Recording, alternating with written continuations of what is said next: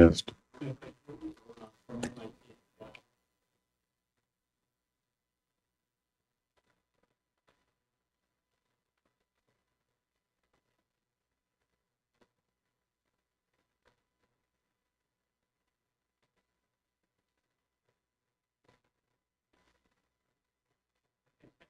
test.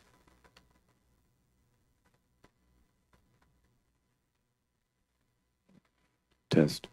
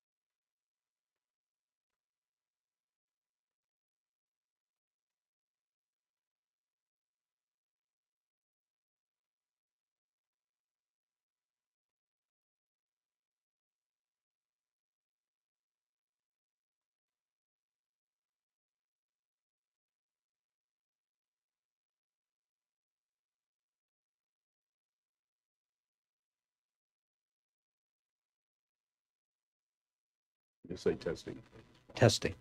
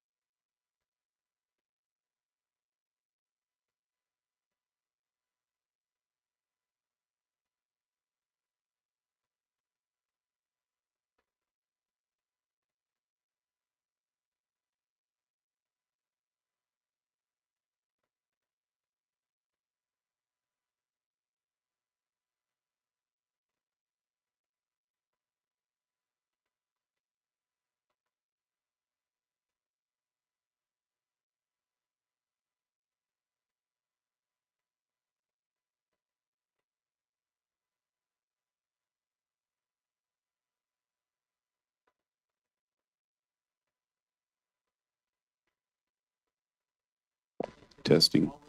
Testing.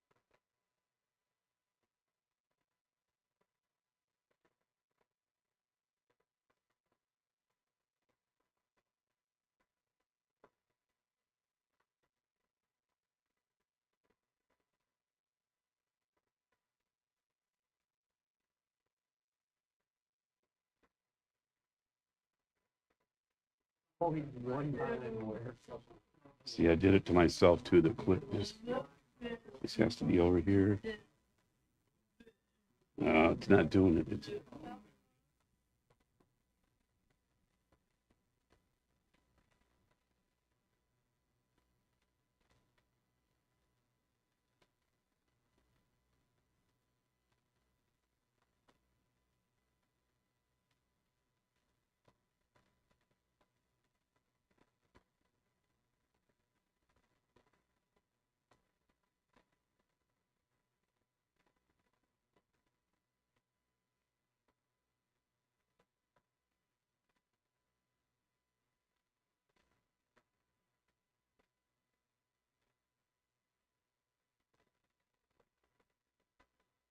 okay, welcome everybody.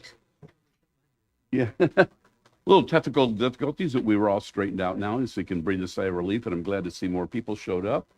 Welcome this evening. We have a live in person. What? You can't hear me? Testing. I was just bragging about how good these. How's that? Can you hear me now? Okay. Normal announcements we've got here. Next week we have a Zoom meeting, but the club room will be open. Jennifer Renwick's going to do a Zoom presentation on this, taking the slow approach. I've looked at her website. It is outstanding. The next week is our required annual business meeting. It's going to look something like what you see on screen here. It gets a little raucous, but there's a slate. You should have got an email already. There's a slate of board members we're going to be voting for, and a couple of officers. We're looking for a president if you want to put a nomination in. And then the following week we got Terry Martin. He's going to show us Ecuador. He's got some bird photography, probably secret places that nobody else knows about. And then you've got a month, May 2nd, one of our more popular events we do is critiquing night. It's not judging, it's critiquing. We've got two of our seasoned photographers who are going to, club members who are going to doing critiques, and Richard will be up on the computer as normal. You are allowed to submit up to 3 images to info@clevelandphoto.org. So get your images in, up to 3 images. And we still have 2 exhibits running. Jen Gava's been doing great about getting exhibits. A week from tonight is the deadline for both of these. This one is water at Porter Library. And then this one is, I think I've mentioned to you before, if you've heard this, it's a gallery. It's not our normal presentation. So you need to go online and look at the restrictions, but because it's a gallery, your prints can be for sale. If they do sell, they take 40% of the sale price, and you have to frame them and do the whole, mount them, frame them, the whole 9 yards. But in case I've missed any details, look online and see. Both of those, deadline is a week from tonight, and it's through Shutterscore. This I love. Okay, I kind of teased you last week. So we've got a competitions committee. Everybody's aware that competitions is huge in this club. If we didn't have competitions, it just wouldn't be a club, right? But we've had difficulties getting people to step up into leadership roles in there. So I think I told you, we've been needing a competition chair for probably close to a year, if not more. Then we got category chairs. So in black and white, Dave Saborik is the category chair. Pictorial, Randy Biter, who created, invented, and runs our Shutterscore, where all your digital images are sent. Denise Meekin stepped up a few weeks ago for nature. Mariah Kaiser's been photojournalism chair for, I think forever. And Marge Brady's running B competition for a long time. And this year, Catherine Kengott stepped up to do the end of year. So if you notice, there's a couple of slots missing. We had a very interesting thing that was kind of fun to watch. So people was Eric Wethington, and after 6 years of faithfully serving, he decided to step down. So we had a vacancy in people. And creative used to be Dan Sandy. So guess what happened? Dan Sandy has taken over the chair. And within hours, Jackie Sajewski stepped up to be people. And within hours of that, John Paganini stepped up to be creative. So we have a full, if you see any of these people, there's some here tonight. Yes. You just have no idea. The club cannot run without them. So just, yeah, thank you very much. As always, you can watch this live. There's people streaming it right now. You can go onto our homepage, and up in the right-hand corner, there's a YouTube link, or you can go onto YouTube and just search for Cleveland Photographic. So tonight we have in person Tom Croce, and I looked at his website. It is just awesome. So when you go home tonight, take a look at his website, and he's going to be talking about unique perspectives in the decisive moment, nature and landscape photography primarily. Okay, so I'm gonna let me know if these lights are okay for you. How's that? Okay, let me get you fired up here.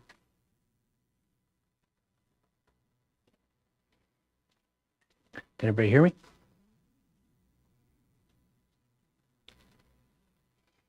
Yeah. You advance that? Nope. Yeah, you did.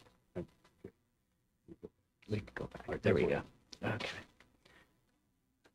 All right. Well, thank you all. I appreciate it. Thanks for inviting me, and thanks for showing up. I know the weather looks a little sketchy, so I appreciate you all coming out. Hopefully we won't have to swim home. So I want to talk, as it says, right, about finding your voice. And through that, hopefully, a little bit more of a unique perspective in the moment that is involved when we make a photograph. And for me, I started thinking about these things. I don't know, I've been thinking about them for years, but really I can actually, it's kind of unusual that you can go back and kind of pinpoint this to like one event. I was going out to photograph something, a place I'd been to, dozens of times. It's a place that's pretty popular. And how do you photograph something that's been done a lot, right? How do you find something that you can say about it that's unique or in your own voice that maybe, not everybody else is going to say, and it's going to be somewhat different and unique than what normally is done, right? So a number of like the photos that we see every day along the same lines, right? It's mind-boggling, right? It's staggering, the sheer volume of photographs that get done every day or pictures that get done every day. And most of these pictures are really kind of, they're quick snapshots, cell phone shots, things like that, right? So I kind of wanted to think about pushing back against this idea, because I used to hear this a lot too, that everybody's a photographer now because they have a cell phone. So anybody walking down the street, and it just made me think, is that true? And I'm going to say I don't think so, right? Having a camera is not making you the photographer. It is what goes on, as Ansel Adams said, behind that camera. It's the 8 inches behind the camera that's important. And so I really wanted to dive into that, right? And that's kind of what I want to talk about tonight, is how do we find our unique voice through a way to think about things, perhaps a little bit of a different way to think about how to select subjects and what we can see a subject and how we can think about it in a slightly different way, as well as how to find your unique voice and what the moment means. So I just forgot to mention at the very beginning, if you got any questions, we'll take them all at the end, if that's okay. You can always just back through, right? So back to the original question, like Ansel Adams says, you don't make a photograph with just a camera. And I believe really strongly that the act of photography is a deliberate, conscious act. You don't just randomly take a picture and hope it turns out. You're very deliberate in what you do. There is an intention behind everything you do when you're trying to make that photograph. Because it's also an expression of who you are, who we are as individuals, right? Everything we do in our life really comes together to make the person that you are, and also then it comes through in our photographs. And that's what we bring as individuals. It's our individual vision. We are, all of us individuals, we have unique views about things, and we think about things somewhat differently.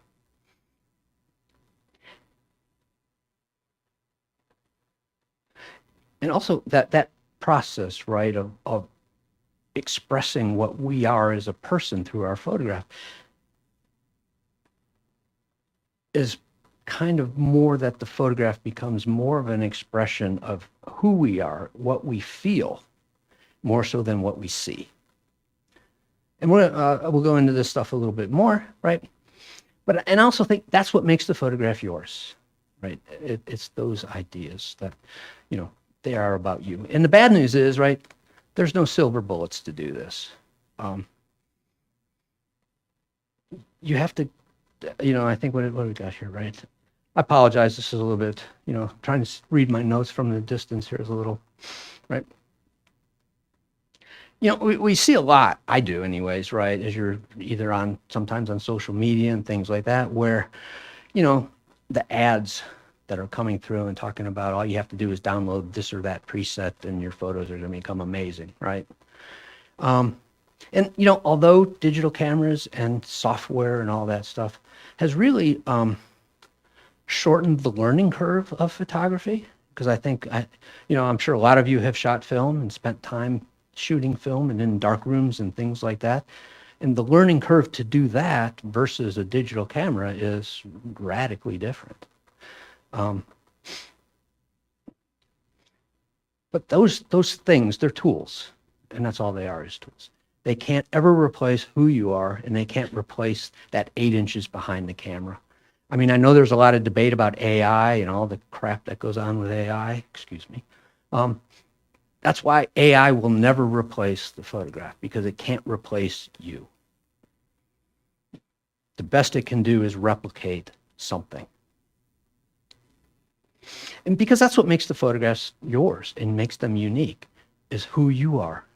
But it takes effort, and it takes time, and it takes work, and it takes passion, because you have to have the passion in order to continue to pursue that vision and your voice, because it doesn't happen overnight, right? There's no rules for good photographs, only good photographs. What does that mean, right? The good news is, right, we get to decide what that is for us, because again, it's our unique voice, it's our vision. We get to decide what is a good photograph to me. No one can tell me what that means to me. I can decide it. I have to work through it. It takes time.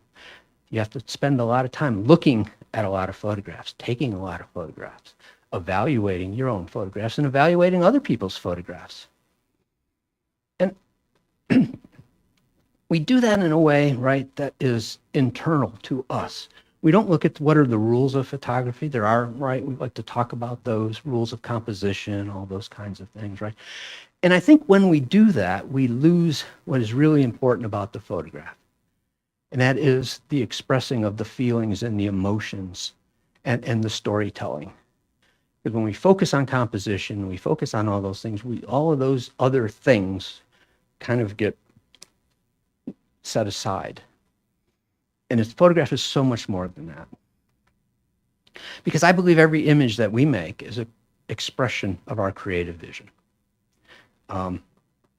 It can be artistic, it can be journalistic. They're not necessarily even exclusive, right? You see lots of some of the most famous photographs were journalistic, but they have a very, they're very expressive and very artistic. So what I'm going to focus on here a bit is what Stieglitz called the artistic image. And what he defined that as, most pictures are kind of taken as a representation of a scene. It's what we see, or what we might call scenery, right? But a meaningful or an artistic image is the expression of our feelings and emotions at the moment when we made that exposure, and then presented to the viewer through a print as equal to that experience that we had. And what that means to me is that the print, this tangible thing, now whether we want to talk about what that means today in the digital world, set that aside, is it has its own unique expressive ability, right? It's a tangible entity in and of itself. It speaks to the people that are viewing it, right? And it is developing the skills through using your camera, software and things like that that allow us to express that vision, because we have to have the craft of photography in order to say what we want to be able to say. Because without the craft, it might remain nothing more than an idea if we can't adequately find the means and the way to express it in an image. And I like to say too, and I think Adams is the one that originally said this, there's two people in every photograph. There's the viewer and the photographer. And so what we're doing when we're expressing what these thoughts and feelings and emotions through our photograph is we're engaging with that viewer. We're having a conversation with them.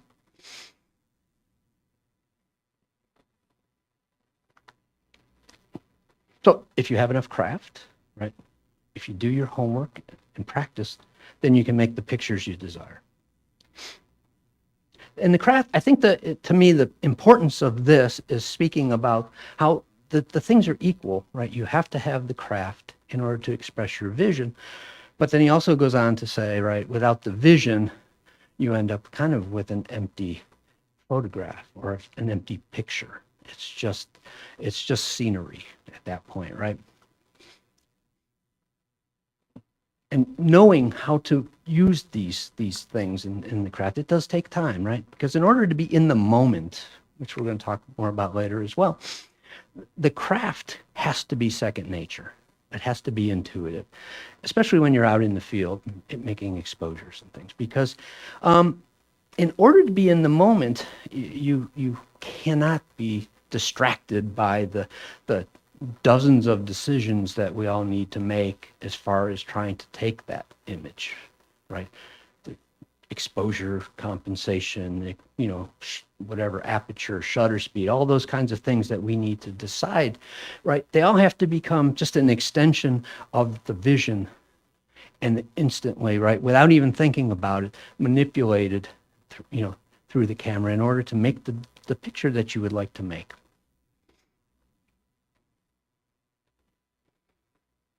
Because again, the picture is less about what you see and more about what you're feeling. It becomes a lot less about creating an effect that we want to, and more about right, creating and expressing that vision that we want to express to the viewer.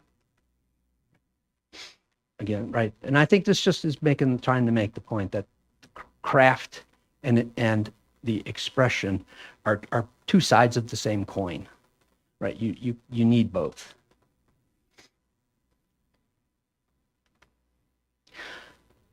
And I think part of telling that story and connecting with our viewer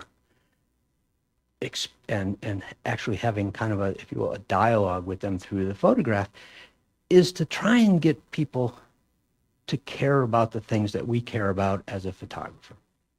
And for me, I'm a landscape nature guy. So I'm, usually working in things like that. But we get to decide again what's important to us. It can be anything, right? You decide that. You are the maker or the creator, so you can decide, and no one can tell you what that should be important to you, right? And how you're going to tell the story. These are the two aspects of this, because I think, for me, I love shooting in the prairie. But the obvious question is, why should anybody care about the prairie or the plains, right? And I've done lots of talks, or plenty of talks to groups about the importance of the prairie ecologically, as an ecosystem, what the effects that it can have on the climate. And generally, I can see in the group as I'm doing, it's the images that people react to and actually connect with. All the information kind of, percolates a little bit, but it is really the images that they react to. And because I believe that people connect with things that they love. And so I feel like part of my job in doing this is to get the people to react to the images and emotionally connect with the images, so that then they start to care a little bit about the prairie, perhaps in this case, right? If I can show people the beauty that I see there, hopefully they'll connect with it and they'll care a little bit more. And I think from a photography standpoint, right, that is kind of the power, I think, of a still photograph, is the ability to connect on an emotional level with people. Because it requires that the viewer participate in that image, right? We want to connect with them emotionally, mentally, all of these things. We're having a kind of a conversation with them. And so it requires that they participate and engage with that image. And I think that's my goal as a photographer, is to get people to engage. I want to engage their minds. I want to engage their imagination and their emotions. Because again, as I'm expressing and trying to make these images and make expressive images, it is part of who I am that I'm putting out there. And I feel like if I engage with them and they engage with the photo in a meaningful way, it kind of becomes part of who they are as well. And it's I think, an interesting connection, right, that I think is kind of unique to the still photograph.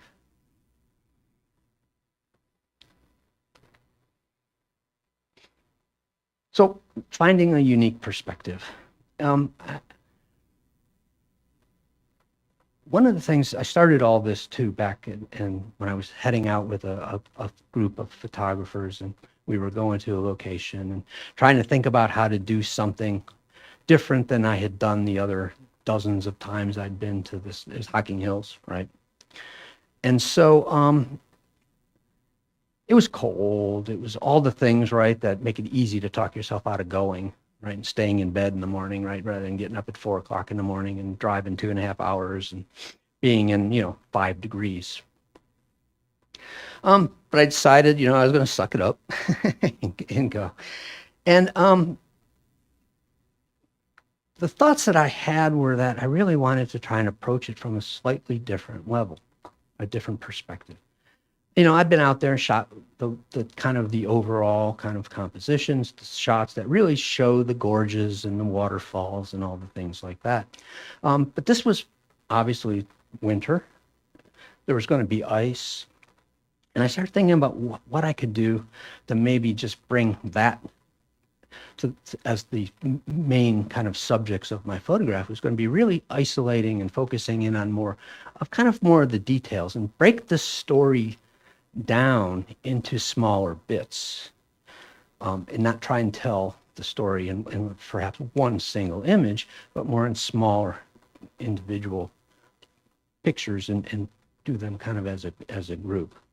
So when I start off and I head out, I always start off with a rough idea of what I'm trying to accomplish. So this was it. And if I don't have that for me, I don't know how it all works for you, that I feel like I go out and I'm just aimlessly wandering, It's hard for me to start to see things that I want to photograph if I don't seem to have that sketch in the back of my head somewhere. So in order, I again, right, you can imagine, right, it's hard to have that idea if you're not somewhat familiar with the place, have some idea of what you're after. And there's no real substitute for me to get that familiarity with the place other than to be there. So generally, it takes me some time to get to know the place, what I start to feel about the place, what's important to me about it, what moves me. Because again, if it doesn't move me, how can I possibly expect a photograph that I'm trying to express something through to move the person that's viewing it? Again, and how can I expect them to want to participate in it, right? So one of the ideas that I have is that the main thing is to keep the main thing the main thing. And so deciding what that main thing is really can be lots of things, right? I talked about the ice in this case. But you can think about things, kind of differently. And you can, start to, again, break it down into smaller pieces. You don't have to try and get the entire, story in one photo. And as I started walking through, I started looking for these smaller pieces. Right? Similar to, the forest. So I can think about those things in a similar way where you can break the forest down into these smaller components. And, it can be anything, right? As I mentioned, right, I love to photograph in the plains and the prairies. And, again, depending on the story, like in this case with the prairie, the bison are really an important part of the story of the Great Plains, as well as the other animals and all that stuff. But again, I can tell that story in a broader sense by in some cases, breaking it into smaller components and thinking about it in smaller ways. Right. But also, when I'm looking at what I'm going to call the subject, right? We could also call it the main thing. I start to think about things in a little bit more abstract way by breaking them down into their elements, more of their attributes, if you think about it. So it's not the literal subject. I start to think about the subject in terms of its lines and shapes and forms and textures, color, light, shadow. So those become, for me, in a lot of cases, what I'm going to call the main thing. It can be the subject, doesn't always have to be the subject, but it can be. But I think it helps me to compose things, think about things in a slightly different way, find, I think, in a lot of cases, photographs that I might not otherwise find, because all of a sudden, the light, the way it's hitting the side of the cave or a canyon with this, a branch hanging down, or the shadow cast by the icicle, those things now become the subject for me. Or in this case, it's simply the reflections, off the trees in the water.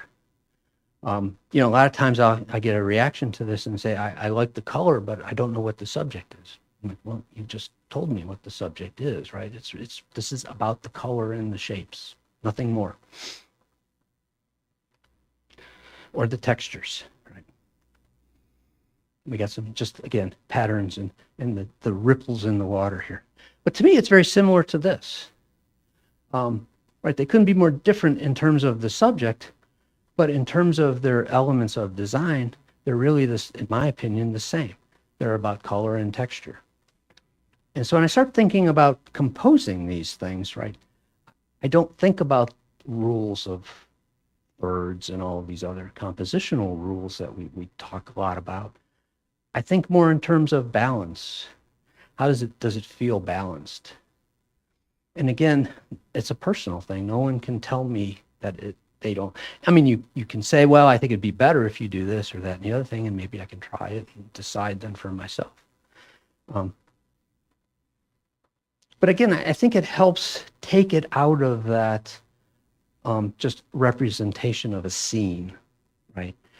More of an internal expression of what we're seeing and feeling. Because we've already abstracted it. So in order to do that, we have to internalize it. And then as we're presenting it, we've already then presented it in a way that is our personal expression. Right? And in a lot of ways, this is a weird combination, but to me, they're very similar, right? They're about the same thing. Textures and patterns and color. Right. To me, this composition, it just felt right. I've had people, somebody ask me about it, and that was my probably very unsatisfying answer was that it just felt right. Because I thought it really kind of started to tell the story that I wanted to tell. Things like, right, these rocks along the Lake Michigan shore, it's simply shapes and textures a little bit, right? Because when we start thinking about the subject in this way, more abstractly, more in their terms of its elements, right? Things like the settings, right? What camera, what focal length, what lens did you use? What aperture did you shoot it at? What shutter speed did you use? Become, in my opinion, less important. I would love to answer that question with the answer I always first pops into my mind, but of course I never do, is to tell them it's what it needed to be. But those settings become less about creating the effect, right? And more about expressing or creating an image that best expresses what we're seeing and feeling at the time. And it happens almost intuitively, right? And it's, to me, similar to this, right? This is some leaves along the river edge. It's just textures. It's a little bit of pattern and shape. But also, I think for me too, as I think about these things in this kind of abstract way, it starts to feel a little bit of an inevitability about the photograph. And what I mean by that is that if I'm paying attention and I'm open to what's going on and I'm open to the moment, the photograph, it starts to feel like it just reveals itself to me, what it is that I want to photograph there. It's almost like, and I just need to see it.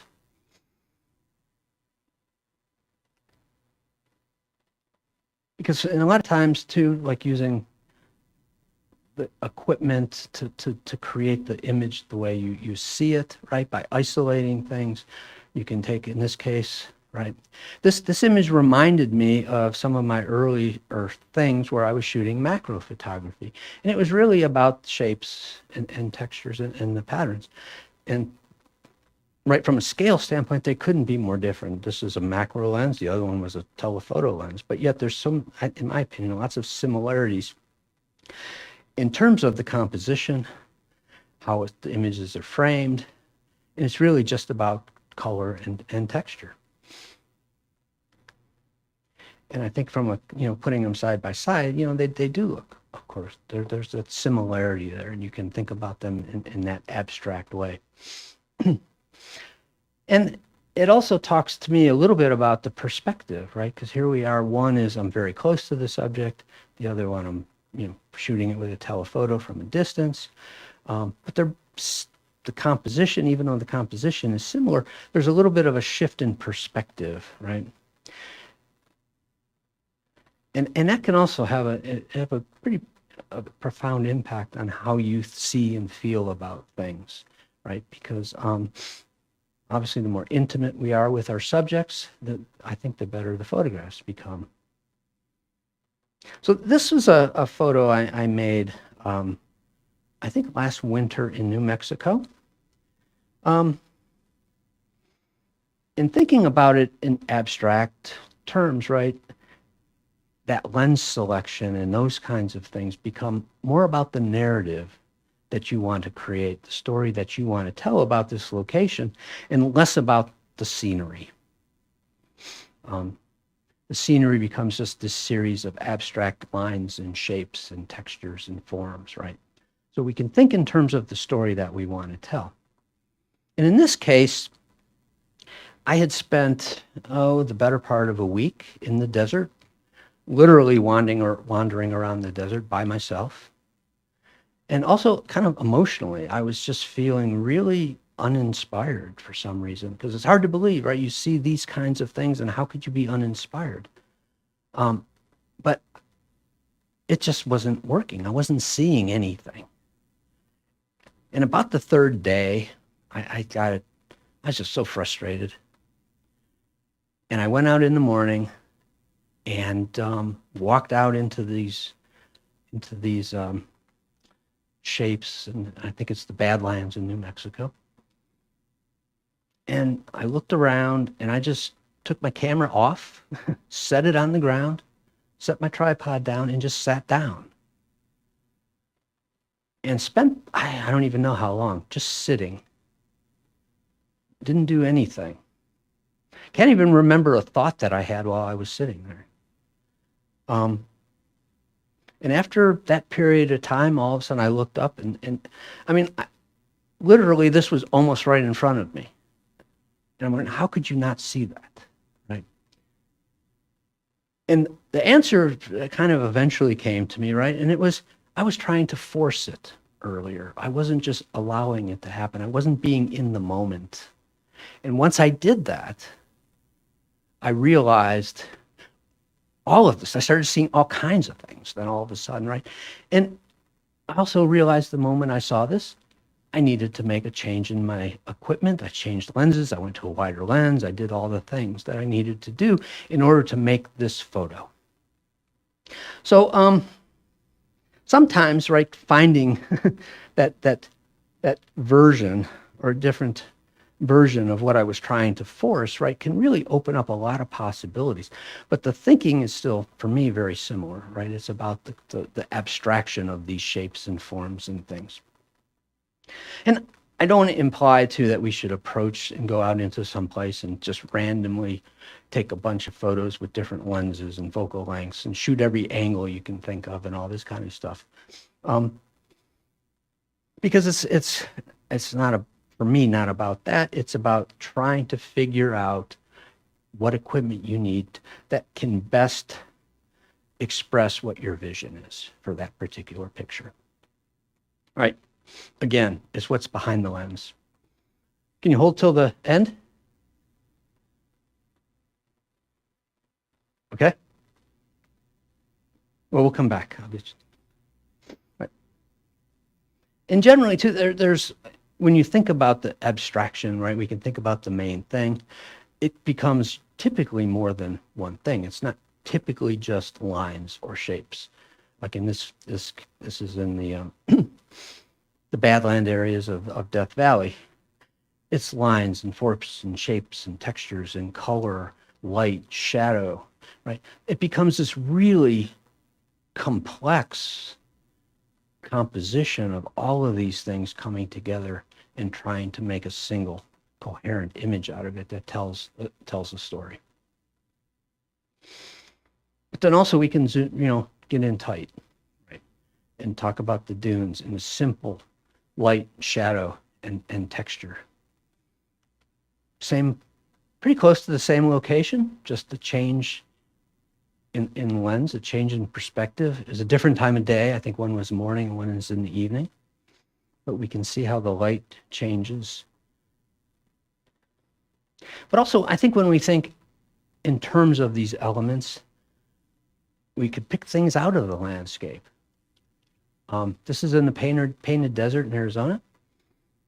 Just finding these incredible color in the earth, right? And isolating that, where this photo becomes not about the landscape, it's about the color of the earth. And similar, I think, to this one, which is, again, but we have the balance in terms of thinking of the composition. It's about the shapes and the textures and the form. What the literal subject is, to me, is less important. Patterns in the sand, right? This is all just patterns and textures. Or in this case, water. This river was so full of sediment that the water was opaque, and it created these amazing, beautiful textures and little shapes. Or the literal patterns in the sand, left by the water as it flowed through. Or dunes covered in snow, where you just get that subtle wisp of the curve. Again, it was about lines and shapes.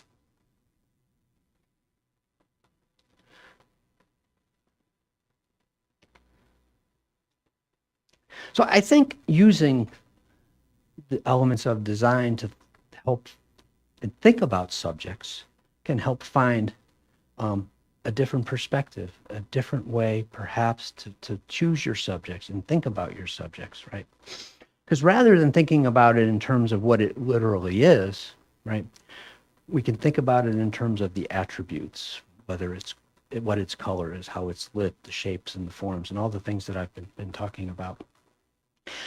And as I said earlier, when you do that, it takes it from that record of some external event that we're watching, that we're seeing. It takes it out of the scenery, and now it becomes an expression of our voice and what we're seeing and feeling. Just an example of one way, right? Looking at this is some water just hitting a rock and creating this fan shape. Right, we all heard, I'm sure, you can't shoot water in direct sun. right?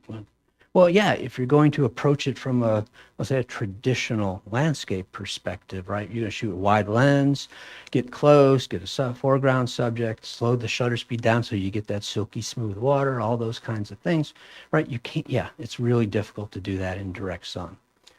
But if you start to think about it more abstractly and you can pick an element out of this water in this case, right? I found this spot where this water was hitting this rock and splashing up. I thought it was absolutely incredible.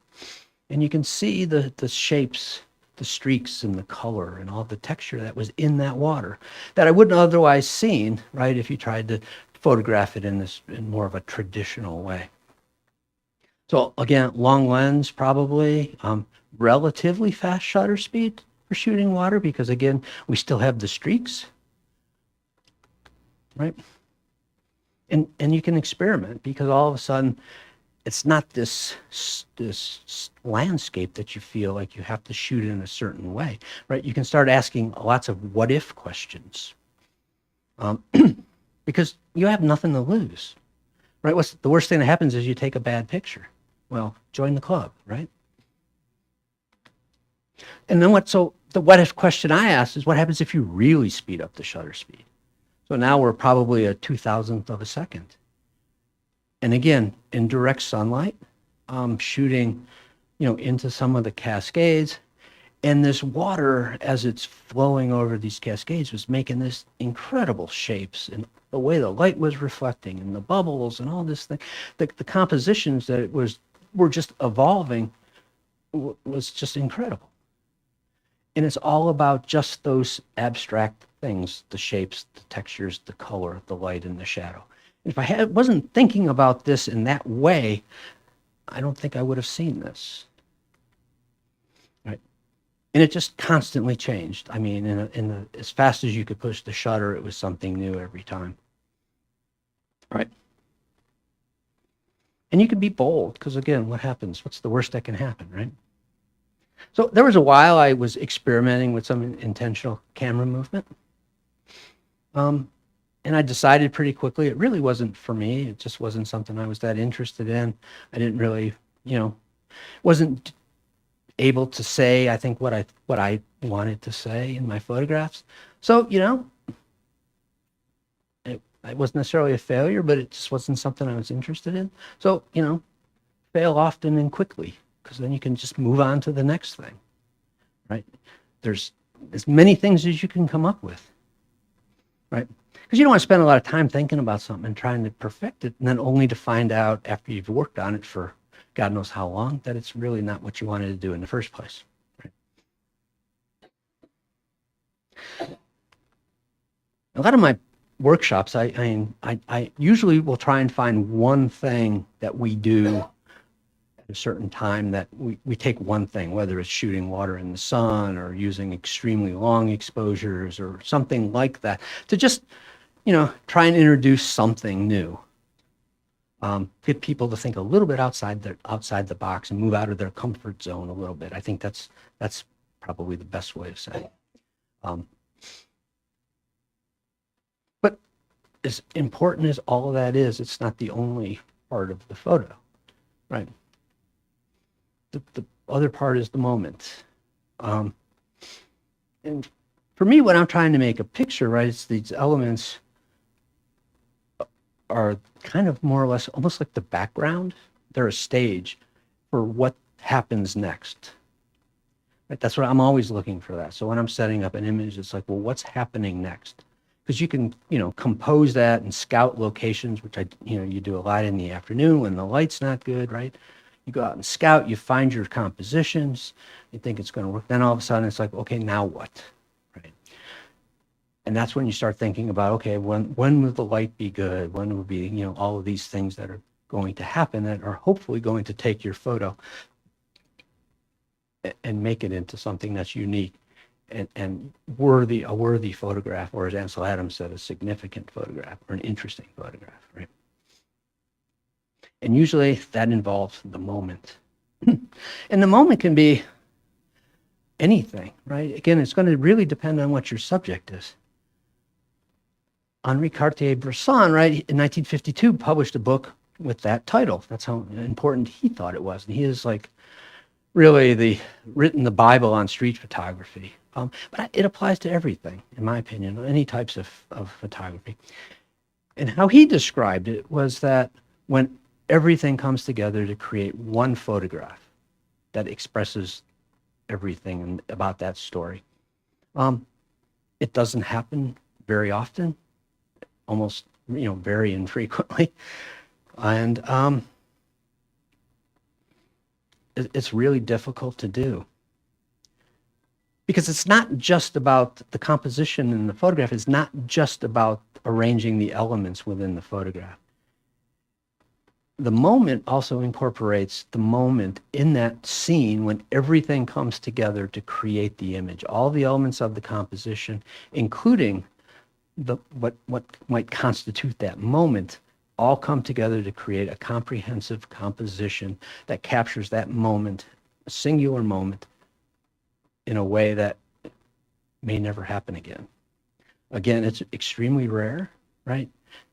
I don't know that it's ever happened for me, but we keep trying. Right. It requires a certain amount of pre-visualizing the image because, right, I talked about scouting, finding the locations, doing all those kinds of things. I think that's a key part of it. So you're in the place, you know the place you want to be, you know the time, something you need to be there, right? And you can start to work with what I'm going to call the static elements, right? And then you can get there and you wait. But you have to be prepared. And this is, again, where the kind of the craft having facility with the craft, because you have to be prepared. You have to allow for the serendipity. And you have to be prepared for it. Because if the moment does present itself and you're fussing with your equipment for whatever reason, right, chances are you're going to miss it. And if you wait till you see it, it's probably already happened. So being prepared, being able to anticipate to an extent are all key, right? So I just run through a couple of my pictures relatively quickly here. So I've been photographing elk in the Smokies for probably 15 years. One of the things I love to do is go find them in the fog in what's called the Cataloochee Valley. So if anybody's been there. I was there for a week and not a single foggy day. Except for the last day. I stayed an extra day, went back in the morning, had this absolutely wonderful fog, great light, but this, right? They were just milling around, not really doing much of anything. And the conditions were perfect, so, you're not going to leave. The animals were there. And I just waited. Now, if you notice, though, right, because I've been going long enough, I have a familiarity with these guys. They're all looking to the left. And every so often in the distance, you could hear another elk bugle. So I knew he either was coming here or this guy was going to respond in some way. Either tell him to get the hell out of here or, whatever they chose to say to each other, right? And then eventually, after a while, this presented itself. The image it's much more simple. I think it's much more expressive of that moment. I don't have a sequence for this one because it happened so fast. Again, it's a different time, but still, it was almost a peak rut. And, this guy was sticking to this girl like glue. He wouldn't let her get more than a couple feet away from him. And I've never seen this before in all the years that I've been going. After a bit, I couldn't tell you how long, he just walked up and laid his head on her back like that. In a couple seconds, she turned around and looked at him. And I'm like, what a moment. So sometimes they're I'm going to say a little obvious, right? And sometimes not so much.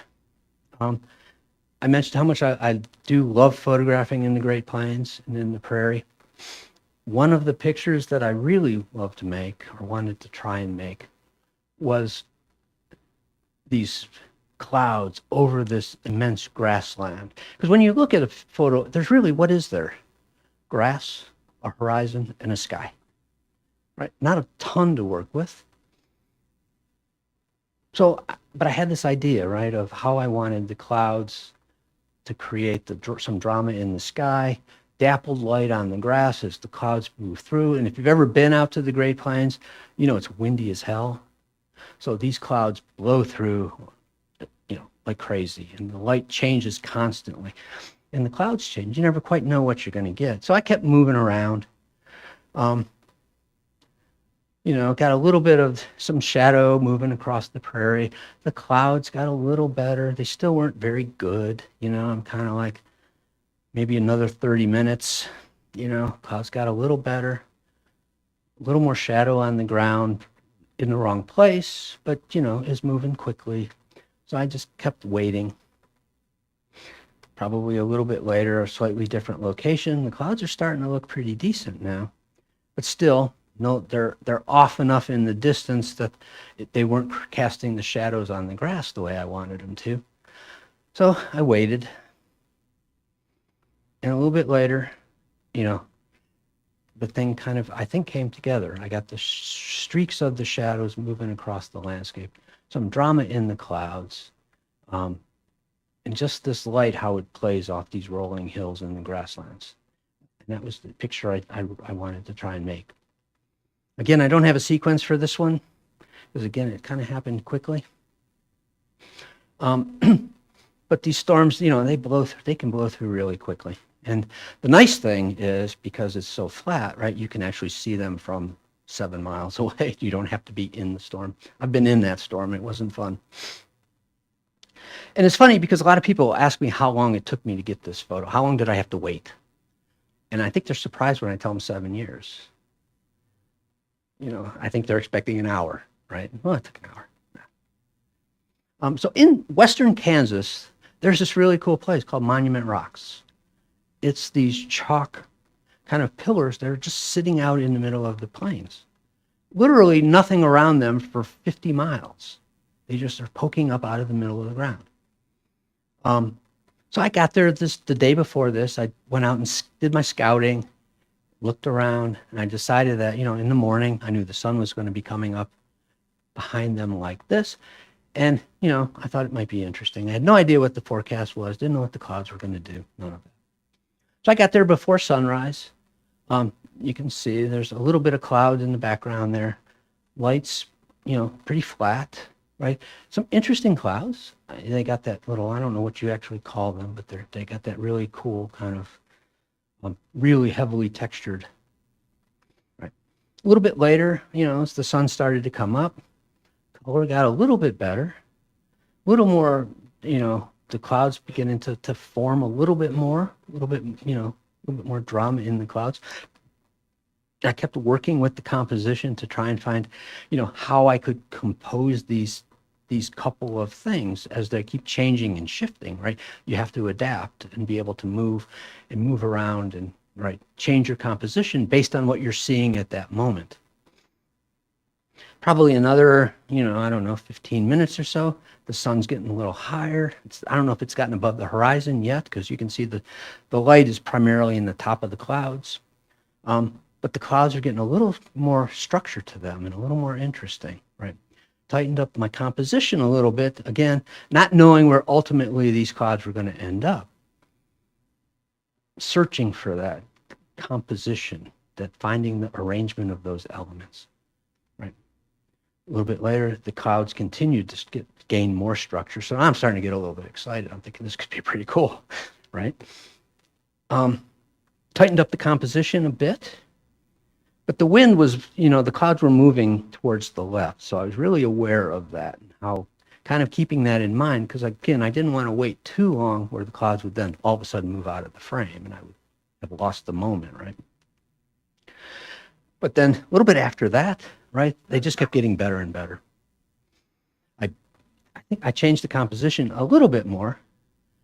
And then finally, after a couple minutes of waiting and watching, they really just moved into into the location where I felt like this was the moment. And it turned out that very shortly after this, the things, things began to deteriorate and the conditions were not, the cloud lost its structure, all the kinds of things. It may have rained a little bit.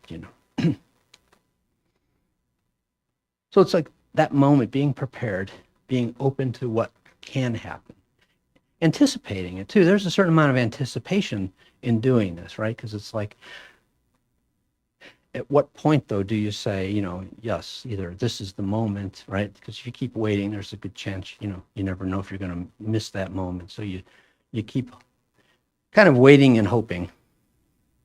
I've kind of showed this, I think I showed this picture a little bit earlier. This is in Kansas. It's in the Flint Hills in Kansas. Again, another grassland. It's the largest tall grass prairie left in North America. So I had to go there. And, the day before I had done my scouting, walked, I don't know, several miles through the grass, found this spot that I thought was really cool. In the morning, the light was going to be interesting. One of the things, right, with this, similar to the other grassland photo, is that you have grass and the horizon and sky, right? So the light had to be really just almost perfect in order to start to show the landscape in a way that I thought would kind of express the way I was seeing it and the beauty that I was seeing in it, right? So again, I set up in this location, I waited, right? Watched the light, watched the sun. As it changed, I think it was coming up behind me. The clouds were kind of very flat. There wasn't much structure to the clouds, but there was these little gaps where it would let the rays of sun come through occasionally. So I kept waiting and hoping that the light would be in the right place where I would get the shadows that I thought best revealed the land. And at that moment, then also those rays would come through and light up the landscape. And, a couple moments later, right, the sun broke. I think those are bison. There's cattle on this property as well, so I'm not sure if they could be cattle. They moved into the frame, and I thought that was my photo. So that's kind of what I have.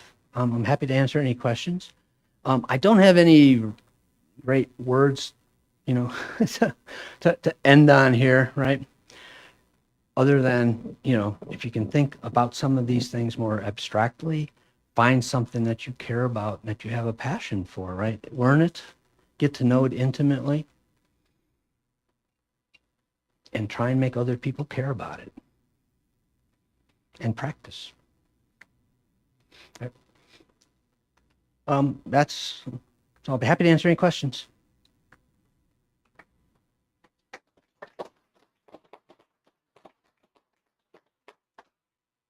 You had a question. Oh.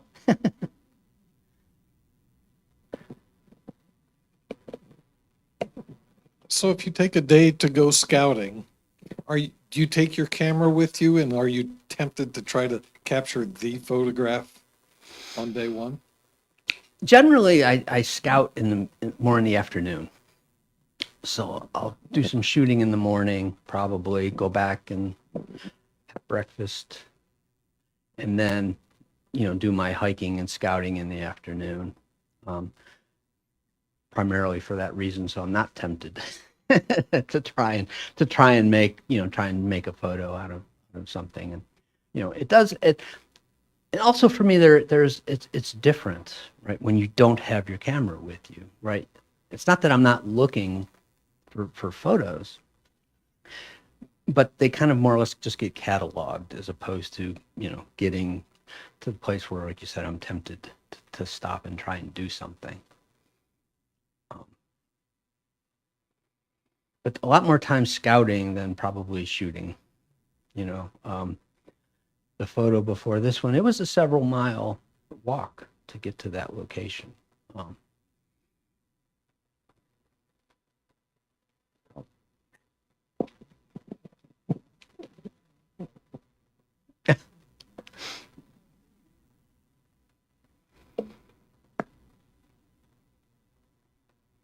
Okay. Well, again, if you're interested, my website is up there. You can, have some social media. Oh, we have a question. Okay.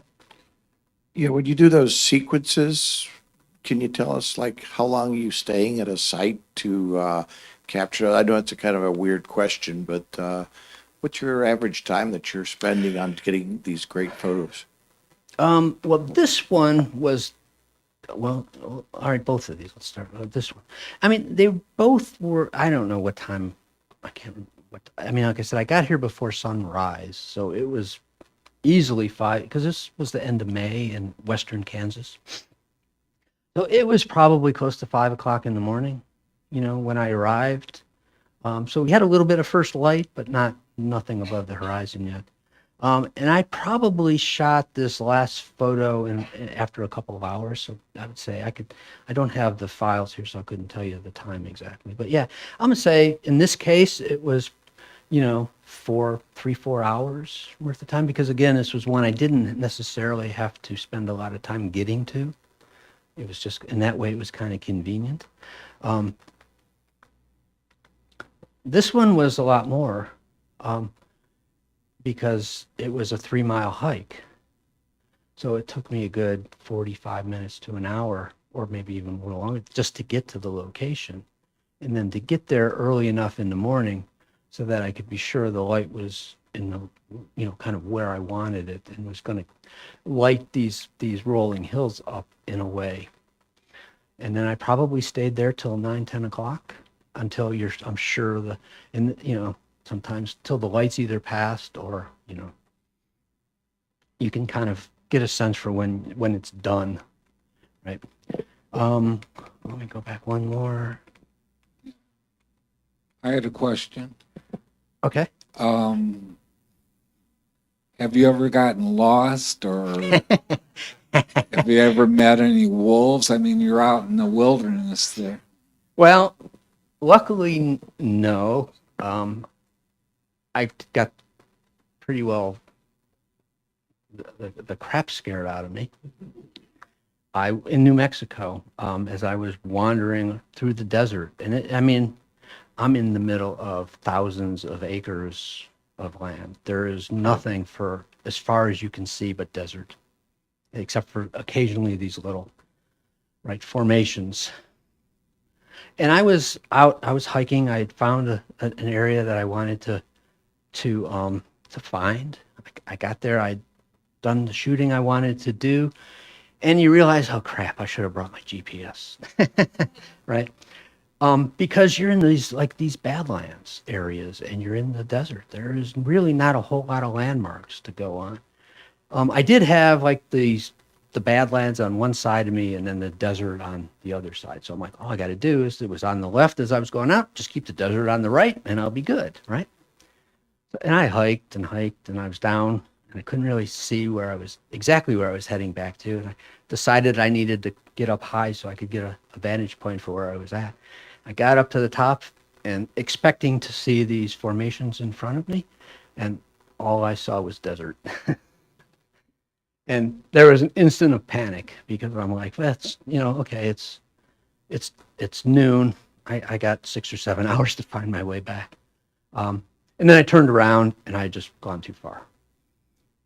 But it was definitely a moment of panic. And the scariest kind of critter I ever saw was actually a 2-legged one.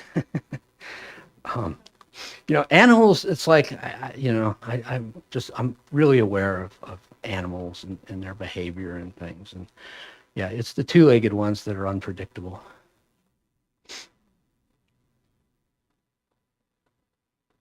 You said you do a lot of scouting ahead of time, maybe more so composition. What do you look at weather-wise? Not necessarily for safety, but if you're trying to target clouds, is there any specific Oh, great question. app or website or something you look at? How do you play that into your composition? Yeah, that's great question. Yeah, I do. I try and scout.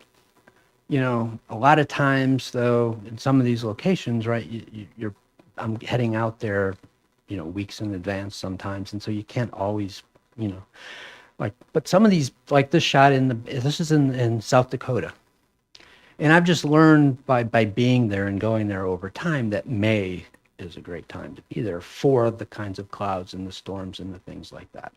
Because by middle of June, it really stops raining.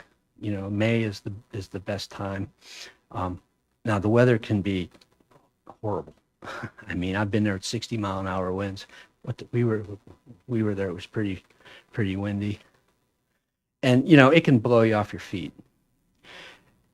But when I'm there and I'm looking, I do have a weather app. It's nothing fancy. It's just a little radar app. It gives, you know, but I'm always looking at either the front edge of a storm or the after it passes through.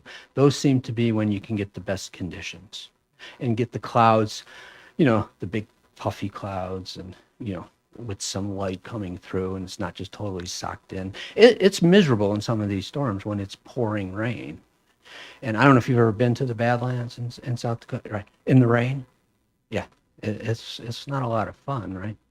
And that mud, you know, it's terrible. You take every step you take, you pick up 5 pounds of mud on your feet shoes, and then it becomes like you're ice skating with mud. So it's horrible. But yes, but it's worth it. Did that? Yeah. Yeah. So I do try and anticipate to an extent, right? And if you see if I, you know, usually when I'm looking at the weather, if I see there's going to be a fairly significant temperature drop, right? I get excited, you know, because I know a storm is either coming through. Yep. Do you see an image's potential in black and white, as black and white as you're shooting it? Mostly, yes. There are occasions where, you know, I don't necessarily see it in black and white when I shoot it. I get back and work on it, and then all of a sudden, I'm like, hey, you know, I think this needs to be black and white.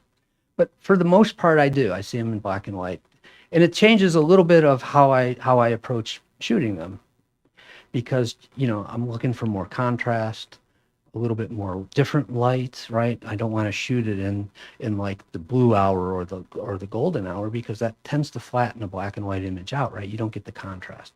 So it's shortly within 30 minutes to an hour after sunrise and before sunset seems to be the best light for me to shoot black and white. A little bit depends where we're at in the, you know, on the continent here. Farther north you get a little, that period of time stretches out as you get into the higher latitudes. The time of the year can affect it too, because, right, the shorter the days and the sun changes and sun angles and all those things change. So there is a, I don't have an app that I use to help me decide that. It's just, again, right, I've done it enough that I know if I'm shooting in December, I have more latitude in that window to get the light that I'm looking for, because, right, the sun angle's already much lower in the sky, so I know I'm going to have more time in the morning and in the evening to shoot with the light conditions.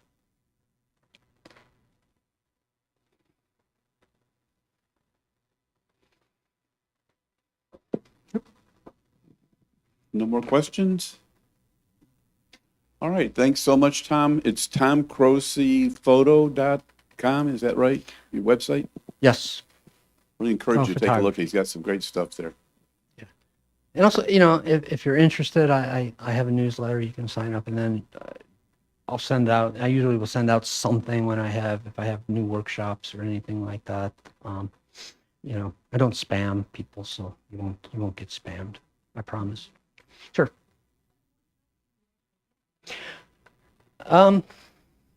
Mostly, you know, I do. We go to the Badlands. We've gone there. I think the ones I have coming up yet this year is New River Gorge in the fall. There's Ricketts Glen in Pennsylvania. And then, let's see, I have one more and I can't remember what it is. Oh, the Badlands in September. It's different there in September. you know, I usually go, I've typically gone in May because I love it's about about a month in May when there's actually some green out there before everything really dries up. But this year we're going to go in September. Nikon. All the landscape stuff is done with the D810, so it's a little bit of an older camera. Mostly, you know, my lenses are anything from a 16 to 35 f4, a 24 to 70 2.8, and then I have an 80 to 400 that I shoot landscapes with, and then a 90 macro. Almost everything from a tripod. I very seldom handhold.